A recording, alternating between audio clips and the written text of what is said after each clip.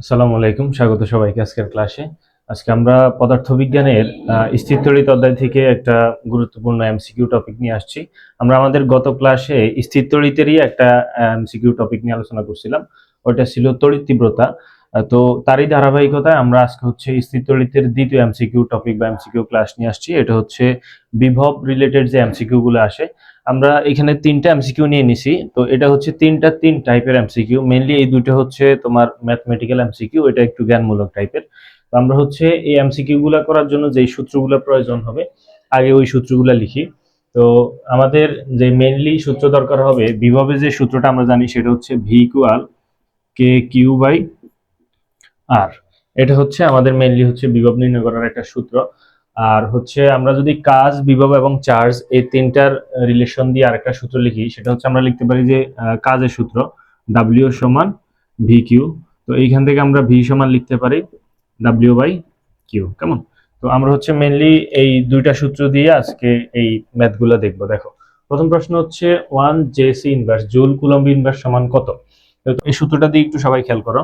দেখো এখানে ভি সমান ডাব্লিউ বাই কিউ। তো এখানে ডাব্লিউ মানে হচ্ছে কাজ, যার একক হচ্ছে কি জুল। আর কিউ মানে হচ্ছে চার্জ, যার একক হচ্ছে কুলম। তো এটাকে যদি আমরা এই যে উপর তুলি, কুলমটাকে যদি উপরে তুলি, তাহলে এখানে হয় জেসি ইনভার্স, অর্থাৎ জুল কুলম্ব ইনভার্স। এটা হচ্ছে কিসের একক?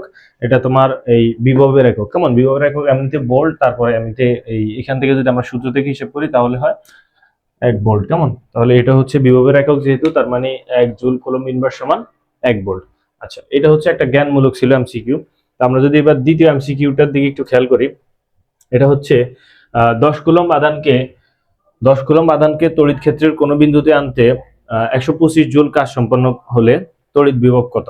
দেখো এখানে আমার 10 কুলম্ব আধানকে আমরা তড়িৎ ক্ষেত্রের একটা বিন্দুতে আনছি, ওই বিন্দুতে আনার জন্য 125 জুল কাজ সম্পন্ন হয়েছে। এখন বিভব কত? এই সূত্রটা, সরি, এই ম্যাথটা হচ্ছে আমরা মেইনলি এই যে এই সূত্রটা দিয়ে সলভ করব। বি সমান ডাব্লিউ বাই কিউ। এখানে আমার কতটুকু চার্জকে আমরা এই আনতে কতটুকু কাজ সম্পন্ন হয়েছে সেটা দেয়া আছে। এখানে দেখো 10 কুলম্ব চার্জ আনছি আমরা, অর্থাৎ আমাদের যে কিউর মান, এই যে কিউর মান সেটা হচ্ছে 10, এবং আনতে কতটুকু কাজ সম্পন্ন হয়েছে আমাদের 125 জুল। তার মানে এটা হচ্ছে ডাব্লিউ মান 125, অর্থাৎ এটা হবে 12.5 ভোল্ট। এই যে এটা হচ্ছে অ্যান্সার। ঠিক আছে, ওকে। এবার 3 নাম্বার প্রশ্নটা দিয়ে একটু তোমরা সবাই খেয়াল করো। এটা হচ্ছে +10 কুলম্ব চার্জ থেকে 100 মিটার দূরে বিভব কত। +10 কুলম্ব চার্জ থেকে 100 মিটার দূরে বিভব কত। এটা হচ্ছে আমরা এই যে উপরে যে সূত্রটা, ওইটা দিয়ে যদি চিন্তা করি তাহলে খুব সহজেই সমাধান করা যায়। দেখো এখানে আমার চার্জের মান দেয়া আছে এবং দূরত্বটা দেয়া আছে। তো আমি যদি এই যে উপরে সূত্রটা দিয়ে অ্যাপ্লাই করি, কে এর মান তো আমরা সবাই জানি, এটা হচ্ছে শূন্য মাধ্যমে কুলম্ব ধ্রুবকের মান 9 × 10⁻⁹। এখানে আমার চার্জ দেয়া আছে 10 কুলম্ব, তো কিউর মান 10 এবং যে দূরত্ব সেটা দেয়া আছে 100 মিটার। এটা যদি আমরা একটু সলিউশন করি ক্যালকুলেটরে, তাহলে 9 × 10⁻⁹ into 10 divided by 100। আচ্ছা, এটা সাইন্টিফিকে নেই। আচ্ছা, এটা যেহেতু সাইন্টিফিক আছে, এটা হচ্ছে 9 × 10⁸। কেমন? এই যে এটা হচ্ছে আমাদের অ্যান্সার। তো এগুলো হচ্ছে এত মানে তোমাকে বেশি চিন্তা করা লাগবে না, জাস্ট তোমার সূত্রটা জানলেই তুমি হচ্ছে এই ম্যাথগুলো সলভ করতে পারো বা এমসিকিউ গুলা সলভ করতে পারবে। কেমন? ওকে, আমরা হচ্ছে আমাদের পরবর্তী একটা এমসিকিউ নিয়ে নিছি। এখানে হচ্ছে মেনলি একটা মানে একই এমসিকিউর ভিতরে তোমার 2-3টা হচ্ছে টাইপের এমসিকিউ চলে আসবে। তো আমরা হচ্ছে আগে সূত্রগুলা লিখে নিই যে আমাদের কি কি সূত্র দরকার হইতে পারে। আচ্ছা, আমরা এক পাশে হচ্ছে সূত্রগুলা সবগুলা লিখে রাখি। আমরা ভি সমান কে কিউ বাই আর, এর একটা সূত্র আছে। আবার সি সমান আর বাই কে, তারপরে হচ্ছে তোমার এই আর কি প্রয়োজন হতে পারে। ওকে, আমাদের ইউ সমান হাফ সিভি স্কোয়ার। ওকে, এই 3টা সূত্র আমরা হচ্ছে লিখে রাখছি। কেমন? ওকে, আমরা দেখি এবার হচ্ছে এমসিকিউটা দেখি। দেখো বলা আছে 2 সেন্টিমিটার ব্যাসার্ধ বিশিষ্ট গোলকের এটা হচ্ছে আয়তন, এই যে সেন্টিমিটার কিউব দেওয়া আছে। কেমন? আয়তনটা এখানে হবে। তো আয়তন হচ্ছে এটা বলছে, তারপরে ধারকত্ব দেওয়া আছে এবং বলছে যে চার্জ যদি 5 কুলম্ব হয় তাহলে পোটেনশিয়াল 2.25 × 10⁻12 ভোল্ট। ওকে, পোটেনশিয়াল মানে হচ্ছে বিভব। কেমন? ইংরেজিতে বলা হয় পোটেনশিয়াল আর বাংলাতে হচ্ছে বিভব। ঠিক আছে, আমাদেরকে 3টা অপশন চেক করে দেখতে হবে।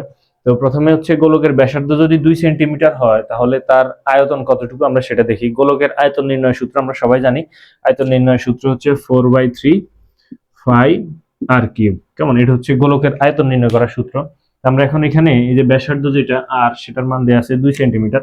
আমরা যে মানটা বসাই 4/3 ইন্টু 5 ইন্টু 2 কিউব, তো 2 কিউব মানে হচ্ছে 8। তো সেই 8 যদি আমরা এই 4 এর সাথে গুণ করি 4 ইন্টু 8 ডিভাইড বাই 3 5। এখন বলতে পারো যে আপনি এইভাবে কেন করতেছেন ভাই? আমি তো সেখানে মানটা বসাতে পারি 5 এর। দেখো এখানে 5 এর মানটা কিন্তু দেওয়া হয় না, 5 যেভাবে আছে ওইভাবেই রাখা হয়েছে। তো আমরা যদি করি তাহলে কত হয় অ্যান্সার? এখানে হয় 32 ডিভাইড বাই 3 5। ওকে, তার মানে আমাদের এই অপশনটা ঠিক আছে। কেমন? এই অপশনটা ঠিক আছে। এটা হচ্ছে যদি 2 সেন্টিমিটার কোন গোলকের ব্যাসার্ধ হয় তাহলে তার আয়তন 32/3 5 সেন্টিমিটার কিউব। কেমন? এটা হচ্ছে তোমরা গোলকের ব্যাসার্ধ নির্ণয় যে সূত্র সেটা দিয়ে করলেই পাবে। ওকে, এবার আমরা দ্বিতীয় অপশনটা একটু চেক করি। এখানে বলা আছে যে ধারকত্ব 2.22 ইন্টু 10 ইনভার্স 12 ফ্যারাডে। ওকে, আমরা ধারকত্ব নির্ণয় যে সূত্রটা, ধারকত্ব মানে হচ্ছে ক্যাপাসিটর, এই যে সি, ধারকত্ব নির্ণয় যে সূত্রটা সেটা দিয়ে আমরা হচ্ছে দেখি যে আসলে ধারকত্ব ঠিক আছে নাকি। ওকে, এখানে ধারকত্ব নির্ণয় সূত্র হচ্ছে C equal r by k, C equal r by k. তো আর দেওয়া আছে হচ্ছে 2 সেন্টিমিটার। এখন 2 সেন্টিমিটারকে যদি আমি মিটারে নিই তাহলে আমার হবে 0.02 মিটার। আর কুলম্ব ধ্রুবকের মান হচ্ছে 9 ইন্টু 10⁹। কেমন? এটাকে যদি আমি হচ্ছে ক্যালকুলেটারে দেখি মান কত আসে, 0.02 ডিভাইডেড বাই 9 ইন্টু 10⁹। এটা হচ্ছে 2.22 ইন্টু 10 ইনভার্স 12। ঠিক আছে, তার মানে দ্বিতীয় অপশনটাও ঠিক আছে। এটার মানটাই যে এটাই আসে 2.22 ইন্টু 10 ইনভার্স 12 ফ্যারাডে। ওকে, এই অপশনটাও ঠিক আছে। এখন আমরা হচ্ছে 3 নাম্বার অপশনটা চেক করে দেখবো যে এটা আসলে ঠিক আছে নাকি। তো 3 নাম্বার অপশন বলা আছে যে ওই যে গোলক যেটা, সেটা চার্জ যদি তোমার 5 কুলম্ব হয় তাহলে তার পোটেনশিয়াল কি এতটুকু কিনা। পোটেনশিয়াল মানে হচ্ছে বিভব, আমি আবার বলতেছি। আমরা হচ্ছে এটার বিভব নির্ণয় করব। তার জন্য আমাদেরকে গোলকের ব্যাসার্ধ দেওয়া আছে এবং হচ্ছে গোলকের চার্জ দেওয়া আছে। তো আমরা এই যে প্রথম সূত্রটা দিয়ে বিভবটা নির্ণয় করব। তো আমি যদি বিভবের সূত্রটা লিখি, বি সমান কে কিউ বাই আর, এর মান 9 ইন্টু 10⁹ ইন্টু এখানে গোলকের যে চার্জ সেটা 5 দেওয়া আছে এবং ব্যাসার্ধ 0.02 মিটার আর কি, 2 সেন্টিমিটার যেহেতু, তো এটা হচ্ছে আমি মিটারে নিয়েছিলাম। ওকে, 9 ইন্টু 10⁹ ইন্টু 5 ডিভাইড বাই 0.02। এটা হচ্ছে 2.25 ইন্টু 10⁻12 ভোল্ট। ওকে, এটাও ঠিক আছে। তার মানে হচ্ছে আমার এখানে 3টা অপশনে ঠিক আছে, 3টাই উত্তর হবে। কেমন? তো এইভাবে হচ্ছে এই অধ্যায়ের যে এমসিকিউ গুলো, এগুলো হচ্ছে মেইনলি তোমার, আমি আবারও বলতেছি, এগুলোতে হচ্ছে তোমার আহামরি তেমন কিছু করা লাগে না, জাস্ট এই তোমার সূত্রগুলো জানলেই হয়। ঠিক আছে, দশম অধ্যায়ের এমসিকিউ গুলো সলভ করার জন্য তোমার শুধু সূত্রগুলো জানলেই হবে। তুমি একদম সরাসরি যেই প্রশ্ন আসবে ওইখানে দেখবে যে সূত্রের মধ্যে মান বসায় দিলে হয়, আহামরি তেমন কোনো কিছু চিন্তা করা লাগে না। ওকে, আমরা হচ্ছে সঞ্চিত শক্তি রিলেটেড দেখি আরো 2-1টা এমসিকিউ দেখি, তাহলে এই অধ্যায়ের আর গাণিতিক তেমন কোনো এমসিকিউ বাকি থাকবে না। ওকে, এটা হচ্ছে আমাদের স্থির তড়িতের সর্বশেষ এমসিকিউ টপিক। এটা হচ্ছে তোমার যে সঞ্চিত শক্তি রিলেটেড যে সূত্র আছে, অর্থাৎ U equal half CV square, ওই সূত্র দিয়ে, ওই সূত্রের প্রয়োগ দিয়ে যে এমসিকিউ আসা সম্ভব বা যে এমসিকিউ আসে ওইগুলো আমরা নিছি। এখানে 2টা এমসিকিউ নিছি। একটা এমসিকিউ অনেক সহজ একটা এমসিকিউ, যেটা হচ্ছে ঢাকা বোর্ডে আসছিল 2024 সালে। 2টা মেনলি সেম, কিন্তু হচ্ছে তারপরেও নিছি, এটা ঢাকা বোর্ড 2024 সালে আসছিল, একদম ইজি একটা এমসিকিউ, এটা সরাসরি সূত্রটাই। তো দেখো আমরা আগে এটা দেখি।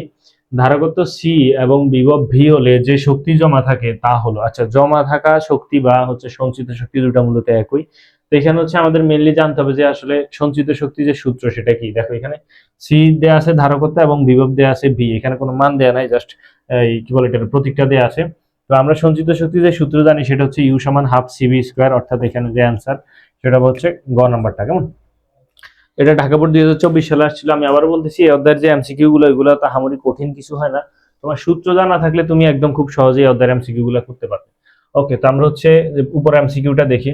দেখো এখানে বলা আছে 0.2 মাইক্রো ফ্যারাডে ধারকত্ব এবং বিভব 100 ভোল্ট হলে সঞ্চিত চার্জের শক্তি কত। আচ্ছা, সঞ্চিত চার্জের পরিমাণ বলে নাই, এখানে সঞ্চিত চার্জের শক্তি জানতে চাইছে, অর্থাৎ এখানে তোমাকে সঞ্চিত শক্তিটাই নির্ণয় করতে হবে। অথবা তুমি অপশন দিয়ে তাকালেও দেখতে পারো যে এখানে হচ্ছে সবগুলো অপশনে জুল দেওয়া আছে। তো চার্জের একক তো জুল হয় না, এখানে চার্জের একক হচ্ছে এই কুলম্ব হয়। তো অনেক সময় এখানে চার্জের পরিমাণ জানতে চায়, আবার অনেক সময় হচ্ছে শক্তি জানতে চায়। তো এখানে লেখাটা এমন ভাবে আছে যে অনেকে কনফিউজড হতে পারে যে সঞ্চিত চার্জের শক্তি, এখন অনেকে হয়তো চার্জ নির্ণয় করতে পারে। কেমন? আচ্ছা, অপশন দিয়ে তাকালে বোঝা যায় যে এখানে সবগুলো সঞ্চিত শক্তি জানতে চাইছে। ওকে, আমি দেখি এখানে আমার যে ধারকত্ব, ধারকত্ব অর্থাৎ সির মানটা দেওয়া আছে 0.2 মাইক্রোফ্যারাডে। তো এখানে হচ্ছে এককটা খুবই গুরুত্বপূর্ণ, তোমার মাইক্রো ফ্যারাডে থেকে তোমাকে অবশ্যই ফ্যারাডেতে নিতে হবে। তো মাইক্রো থেকে হচ্ছে নর্মাল এককে নেওয়ার জন্য সেটাকে আমরা 10⁻6 দ্বারা গুণ করি।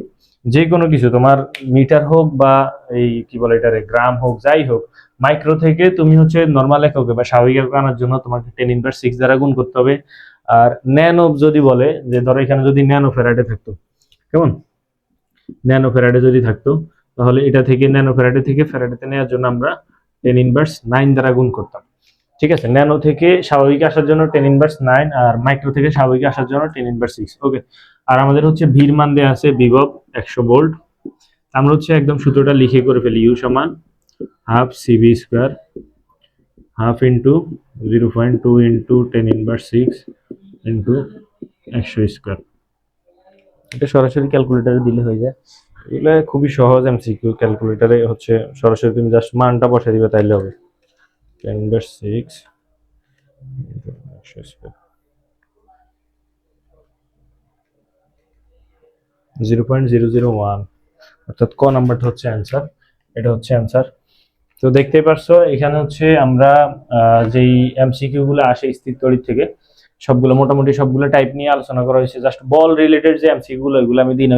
ওকে, তো তোমরা হচ্ছে আশা করি এই ক্লাসটা ভালোভাবে করলে, এবং আমাদের যে আগের ক্লাসটা অর্থাৎ তড়িৎ তীব্রতা রিলেটেড যে ক্লাসটা, এই দুইটা ক্লাস হচ্ছে ভালোভাবে করলে এই অধ্যায় থেকে যেই ম্যাথমেটিক্যাল এমসিকিউ গুলো আসে ওইগুলো আশা করি সবাই খুব ভালোভাবে দিতে পারবে। ধন্যবাদ সবাইকে, আশা করি সবাই ক্লাসটা থেকে উপকৃত হয়েছে।